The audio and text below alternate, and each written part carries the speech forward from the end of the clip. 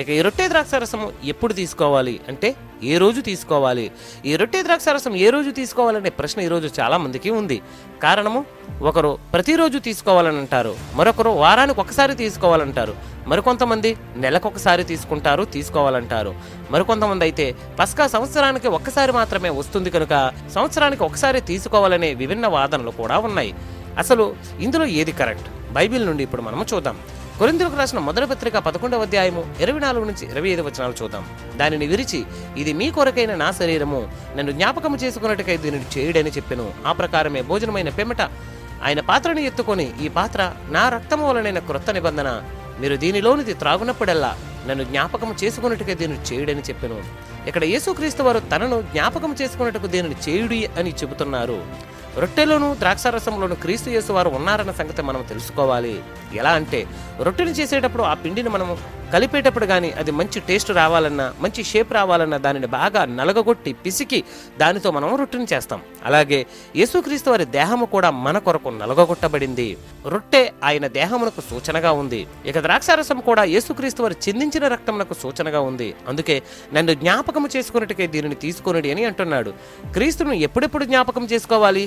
ప్రతిరోజునా, లేదా వారానికి ఒకసారా, లేదా నెలకొకసారా, లేదా సంవత్సరానికి ఒకసారా అంటే దీనికి జవాబుగా మనం చెప్పేది ఏంటి అంటే, ప్రతిరోజు ఆయనను జ్ఞాపకము చేసుకోవాలి అని.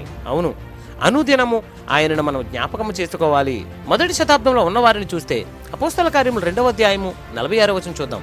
వారేక మనస్కులై ప్రతిదినము దేవాలయంలో తప్పక కూడుకొనుచు ఇంటెంటా రొట్టె విరుచుచు దేవుని స్తుతించుచు ప్రజలందరి వలన దయపొందిన వారనే మాటను చూస్తాము. ప్రతిదినము రొట్టె విరిచేవారు, ఇంటింటా ఈ కార్యక్రమాన్ని వారు చేసేవారు. ఇక పరిచర్య విస్తరించింది. అపోస్తలులు సంఘము చెదిరిపోయారు. అలా చెదిరి వారు సువార్తను ప్రకటించే క్రమంలో వారానికి ఒక్కసారి మాత్రమే వారు కూడుకునేవారు. అది కూడా ఆదివారం నాడున కూడుకునే వీలు కలిగేది. అలా కూడుకున్న ప్రతిసారి కూడా వారు రొట్టెను విరిచేవారు. ఈ విషయం మనం అపోస్తల కార్యములు 20వ అధ్యాయము 7వ వచనంలో చూస్తాము. ఆదివారమున మేము రొట్టె విరుచుటకు కూడినప్పుడు అనే మాటను చూస్తామంటే ఆదివారమున రొట్టె విరుచుటకు వారు కూడుకునేవారన్న సంగతి ఇక్కడ కనబడుతుంది. కొరింథీయులకు రాసిన మొదటి పత్రిక 16వ అధ్యాయం 2వ వచనంలో కూడా, నేను వచ్చినప్పుడు మాత్రమే చందా పోగు చేయక ప్రతి ఆదివారమున మీలో ప్రతి వాడును తన వర్ధేలను కొలది తన యొద్ద కొంత సొమ్ము నిల్వ చేయవలను. అంటే ఇక్కడ కూడా వారు ఆదివారమే కూడుకునేవారు. అలా కూడుకున్నప్పుడు వారు రొట్టె ద్రాక్షారసాన్ని తీసుకునేవారు.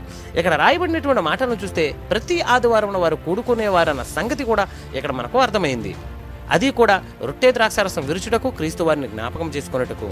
ఇప్పుడున్న పరిస్థితులను బట్టి మన దేశంలో ద్రాక్షలు అనేవి విరివిగా దొరకవు. పైగా మనకది ప్రధానమైనటువంటి ఆహార పంట కూడా కాదు. ఒక మాటలో చెప్పాలంటే ఇవి మన దేశంలో సీజనల్ ఫ్రూట్స్ జాబితాలో ఉంటాయి. కింద లిస్టులో చూడండి, ఏ జాతి ద్రాక్ష ఏ నెలలో పండుతుందో దాని వివరాలను నేను ఇచ్చాను. ఇలా మనకు ద్రాక్షలు విరివిగా దొరకపోవడం వలన దొరికినప్పుడే ఈ రొట్టె ద్రాక్షారసంను తీసుకునేవారు కూడా కొందరున్నారు. అయితే ఇప్పుడు మన మధ్య బాటిల్లో ద్రాక్షారసం దొరుకుతుంది. వాటిని కూడా సంఘాలలో ఇస్తూ ఉంటారు. ఇక సంవత్సరానికి ఒకసారి అనేది అవాస్తవమే అవుతుంది. అపోస్తలులు వారానికి ఒకసారి తీసుకునేవారు కనుక మనము కుదరకపోతే కనీసం వారానికి ఒకసారి అయినా సరే తీసుకోవాలి. నెలకొకసారి, సంవత్సరానికి ఒకసారి అనేది వాక్యాధారం లేని పాయింట్.